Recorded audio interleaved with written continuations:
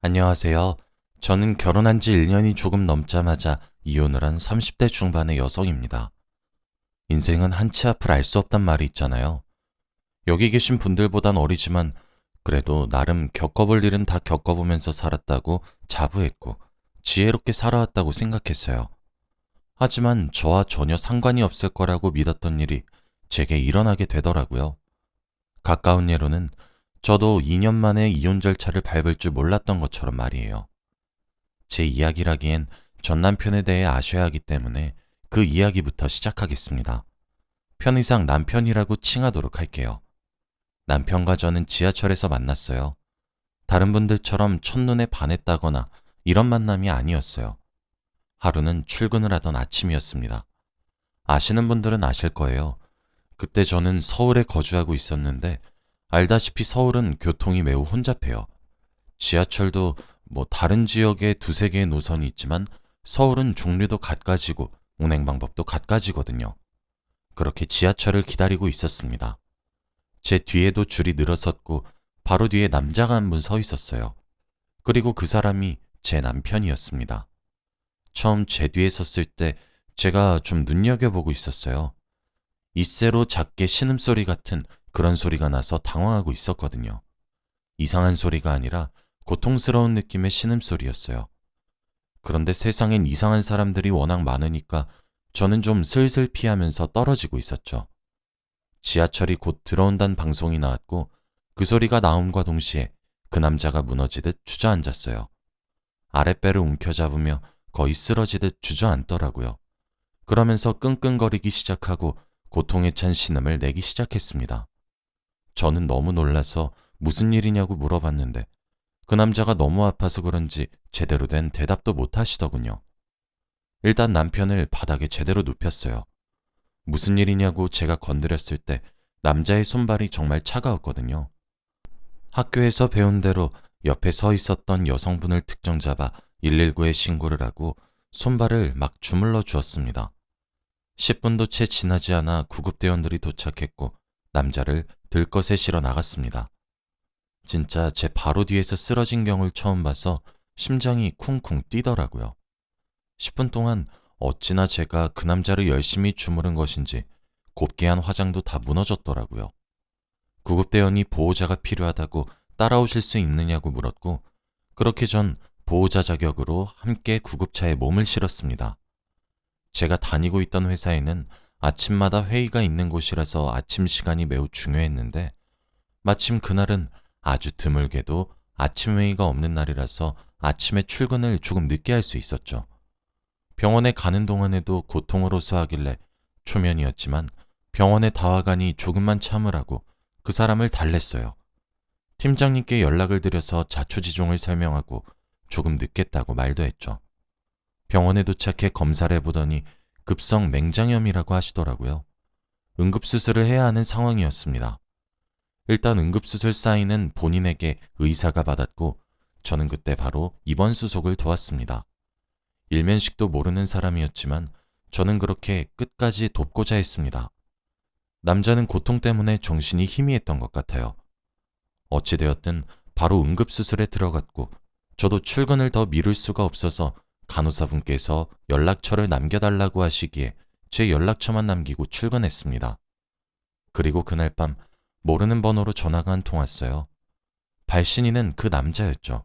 아침 출근길에 도와주셔서 감사하다고, 덕분에 살았다고, 그래서 보답을 하고 싶다고 얘기를 하시더라고요. 그러면서 제게 계좌번호를 요구했죠. 살해하고 싶다고 하면서요. 그런데 제가 딱히 큰일을 했다는 생각도 들지 않았고 제가 아니더라도 누군가는 도왔을 것 같았어요. 세상이 아무리 험하다곤 하지만 아직 따뜻한 세상이기도 하잖아요. 한사코 괜찮으니까 다행이라고 살해는 필요 없다고 거절을 했더니 그럼 밥 한 끼라도 대접할 수 있게 해달라고 애걸복걸하듯 애원하더라고요. 염치 없는 사람으로 만들지 말아달라고 하면서요. 그래서 퇴원하고 몸조리 다 하시고 난 뒤 편한 시간에 연락을 달라고 밥 한 끼는 얻어먹겠다 하며 전화를 끊었습니다. 2주 정도가 흐르니 남자로부터 연락이 왔고 식사 대접을 받게 되었어요. 그러면서 알게 되었죠. 남자가 저보다 3살이 많은 사람이고 그때는 하도 식은땀을 뻘뻘 흘리고 창백해서 몰랐는데 꽤 훈남 스타일의 소유자란 사실을 말이에요. 우린 그렇게 연인 사이로 발전했습니다. 남편에게 저는 생명의 은인이어서 그런지 제게 적극적으로 호감을 표현했고 저도 잘생긴 남편이 싫지만은 않았거든요. 그렇게 우린 연애를 시작하게 되었고 2년이란 시간 동안 정말 알콩달콩 지냈습니다. 저 역시 저희 두 사람의 만남은 운명이라고 생각했고 무엇보다 2년이라는 길다면 길고 짧다면 짧은 시간을 연애하면서 늘 한결같이 제게 다정다감하고 잘하는 남편의 모습을 보고 제가 평생을 함께해도 후회가 없겠다고 생각했죠. 그래서 저는 남편의 프로포즈를 받았고 많은 사람들의 축복 속에 결혼에 골인했어요. 남편은 제 지인들에게도 인기가 많았어요. 요즘 시대에 보기 드문 남자라고 하면서요. 그래서 주위의 부러움을 종종 사곤 했고 그럴 때마다 이런 남자가 내 남편이란 생각에 어깨가 으쓱했죠.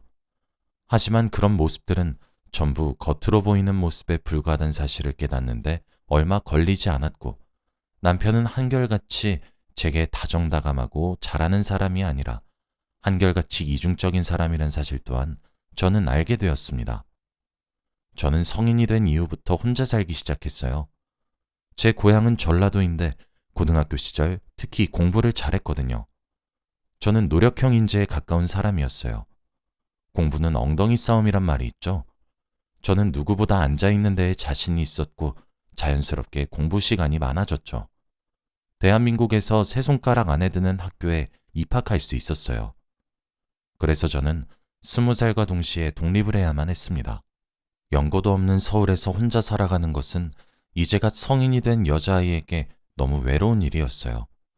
학교에서 친해진 동기가 있었지만 아직 부모의 품을 벗어날 준비가 되어 있지 않았던 저는 고향이 그리웠어요.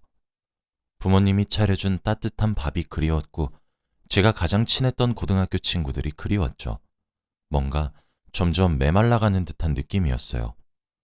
저희 어머니는 전업주부셨기 때문에 제가 밤에 들어가든 낮에 들어가든 항상 집에 불이 켜져 있었어요. 그리고 제가 현관 비밀번호를 누르면 그 소리를 들은 엄마가 현관에서부터 절 맞이해 주셨죠. 그런데 혼자 자취하기 시작하니까 불 꺼진 집에 들어가는 것이 그렇게 싫을 수가 없더라고요. 저희 부모님은 귀하게 키운 딸내미 혹시나 위험할까봐 투룸으로 되어 있는 집을 전세로 얻어주셨거든요. 가족과 살 때는 방이 4개인 집도 좁다고 생각했는데 혼자 살게 되니 거실과 방 2개가 있는 곳이 그렇게 크고 횡할 수가 없었습니다. 하나는 침실, 하나는 옷방으로 사용했는데 방이 2개인 만큼 제 외로움도 커져만 갔어요. 시간이 지나도 외로움에 익숙해지기만 했지 외로움을 버텨낼 순 없었어요. 우울증이 찾아오기 바로 직전이었던 상태였죠. 바로 그때 제게 정말 운명적인 만남이 다가왔습니다. 제가 22살이 되던 해였어요. 사람은 적응의 동물이라고 하더니 혼자서 지내는 일상에 많이 익숙해졌던 해였죠. 한여름이었고 비가 억수같이 퍼붓는 날이었어요. 태풍이 서울을 스쳐 지나간다는 속보가 시간마다 뉴스에서 흘러나오고 있었어요. 비를 뚫어가며 집으로 겨우겨우 걸어가고 있었죠. 저희 집을 가기 위해서는 조금 넓고 가로등이 있는 골목길을 지나쳐야 했는데 서둘러서 발길을 떼는 순간 어디선가 낑낑거리는 소리가 났습니다. 자칫하면 빗소리에 묻힐 것 같은 아주 작고 연약한 소리였어요. 뭔가 싶어서 소리가 나는 곳으로 발걸음을 향했는데 물에 흠뻑 젖은 택배 상자가 하나 놓여 있더라고요. 상자는 이미 물에 젖어서 제 역할을 다하지 못했고 안에 놓여진 사료들은 이미 비에 불어서 둥둥 떠다녔고 찢어진 모서리로 하나씩 새어나가고 있었어요.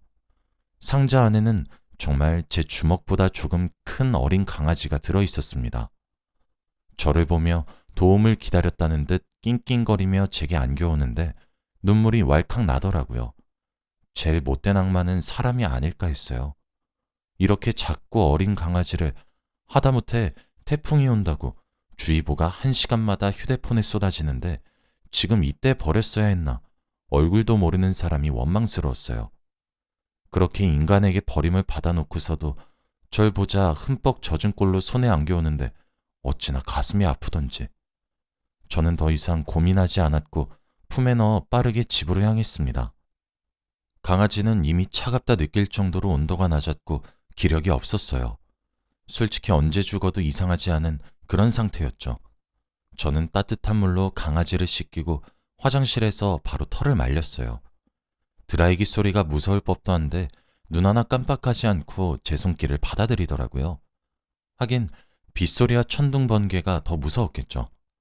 저는 한여름이었지만 보일러를 켰고 강아지 몸을 따뜻하게 만들기 위해 노력했어요. 강아지는 따뜻해지니까 눈을 깜빡깜빡하면서 코를 골며 자기 시작했죠.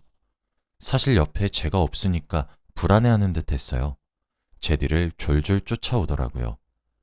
강아지를 뉘인 이후 옆에 앉아서 가만가만 등을 쓸어주니 안심이 되었는지 잘 자더라고요. 사실 강아지를 데려온 순간부터 제가 기를 생각이었기 때문에 강아지가 잠에 들자마자 저는 강아지 용품이 무엇이 필요한지 인터넷으로 검색했습니다. 그리고 강아지가 자는 틈에 얼른 나가 화장실부터 사료에 간식과 장난감까지 물품을 구비해 왔어요. 저는 강아지가 갈색의 푸들인 것을 이용해 초코라는 이름을 지어주었습니다. 초코는 그렇게 제 가족이 되었어요. 어찌나 똑똑하고 말을 잘 듣는지 세상에 하나밖에 없는 보물이 되었습니다. 삶의 활력소란 의미가 잘 와닿지 않았는데 초코를 기르면서 너무 와닿게 되었어요. 매일 집에 일찍 들어가게 되고 자다가도 저를 반기러 눈도 덜 뜬 채로 나오는 초코가 너무 예뻤어요. 더 이상 제게 초코가 없는 삶은 상상이 되지 않을 정도로 말이에요. 그래서 남편에게 물었습니다. 초코를 함께 잘 키울 수 있겠느냐고요. 저처럼 남편이 온 정성을 들여야 한다는 뜻이 아니었고 최소한 초코와 공생해야 한다는 의미였죠. 남편은 당연한 것 아니겠냐고 엄청 좋아했고 그런 남편에게 저는 더더욱 고마움을 느꼈습니다. 그렇게 결혼을 하고 신혼생활을 이어가던 나날이었습니다. 그런데 언젠가부터 초코의 상태가 조금 이상했어요. 사실 초코는 남편과 연애하던 시절부터 좋아하지 않았습니다. 생전 사람을 향해서 으르렁하진 않던 아이였는데 남편만 보면 으르렁거렸거든요. 반려동물이 주인에 대한 애착이 강하고 게다가 똑똑하면 자기 주인을 제 배우자가 빼앗아 간다는 느낌을 받는다는 이야기를 들었던 적이 있어요. 그래서 저는 초코가 질투심에 그렇게 으르렁거리는 줄 알았습니다. 하지만 신혼기간을 보내면서 초코는 기가 죽은 것 같았어요. 밥도 잘 먹지 못하고 절 보면 낑낑 우는 소리만 내었죠. 그런데 설마 하는 의심이 생길 만한 일이 일어났습니다. 신혼을 보내다가도 남편과 함께 있으면 초코는 제 곁에 오지 않았어요. 원래 엄마 껌딱지라고 봐도 될 정도로 제게서 떨어지는 것을 싫어했는데 꼬리를 축 늘어뜨린 채로 저 멀리서 절 지켜보기만 하더라고요. 제가 이리 오라고 팔을 활짝 펼쳐도 멈칫하며 망설이기만 할 뿐 뒤돌아서서 자기 집에 들어가기도 하고요. 그러던 어느 날이었어요. 원래 저희 회사보다 남편 회사가 1시간 일찍 마쳐요. 남편의 회사가 제 회사보다 더 가깝기도 하고요. 그래서 늘 저녁 준비는 남편의 몫이었습니다. 그런데 그날은 남편의 회사에서 회식이 있었고 저는 오랜만에 정시에 퇴근을 할 수 있게 되었어요. 거의 결혼하고 처음이었던 것 같네요. 원래 제가 집에 가면 자다가도 벌떡 일어나서 반기러 나오던 초코였는데 결혼하고 나니 멀리서 저를 쳐다보기만 했었거든요. 그런데 그날은 퇴근을 해서 집에 가니 옛날처럼 제게 뛰어와서 안기면서 어리광을 부렸죠. 낑낑거리면서 뭐라고 말을 하는 듯 했고 그게 너무 귀여웠어요. 지금 생각해보면 도와달라는 구조신호였는데 말이에요. 저와 초코는 오랜만에 둘이서 살던 시절처럼 쉬었어요. 저는 소파에 앉았고 제 무릎 위에 초코가 몸을 말며 누워 있었죠. 그리고 밤 10시가 되었고 남편이 집에 도착했습니다. 그런데 초코가 제게 안기면서 갑자기 오줌을 지리더라고요. 제 옷에요. 원래 강아지나 고양이는 너무 커다란 공포에 휩싸이면 실례를 하는 경우가 종종 있습니다. 솔직히 말로만 들었지 실제로 보는 것은 저도 처음이었어요. 그리고 이게 바로 제가 의심을 하게 된 계기가 되었죠. 또 무엇보다 초코가 눈물을 흘렸거든요. 저와 있으면 편안하게 잘 있으면서 남편만 보면 몸을 굳히고 눈물을 흘리고 오줌을 지려버리니 설마 싶었어요.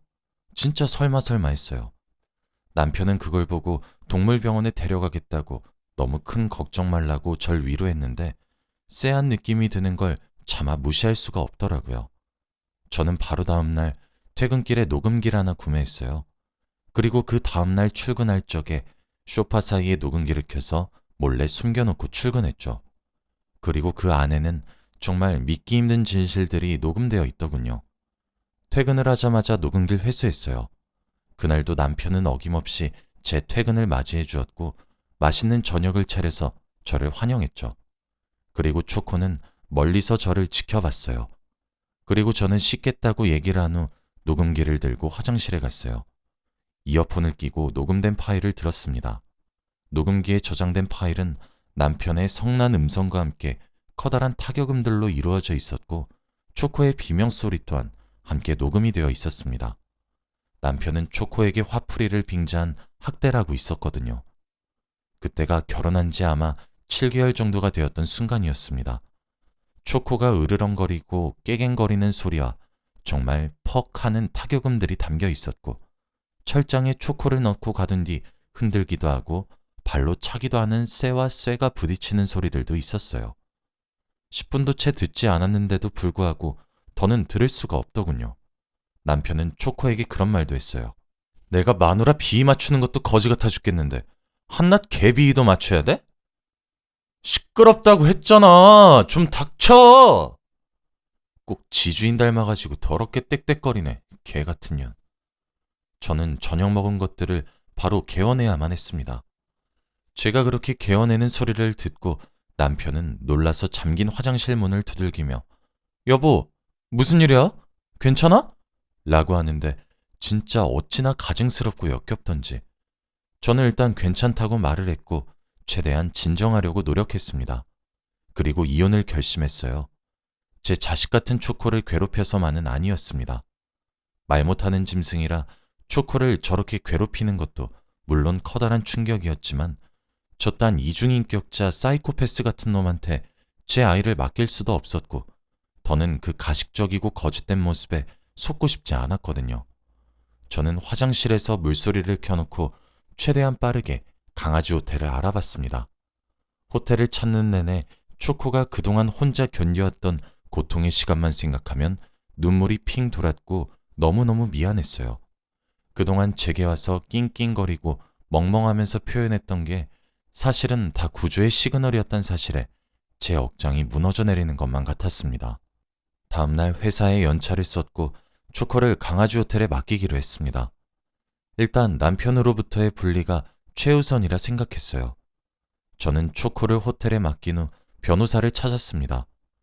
변호사님도 제가 녹음 파일을 들려주니 눈살을 찌푸리더군요. 그렇게 저는 아주 조용히 이혼을 준비했습니다.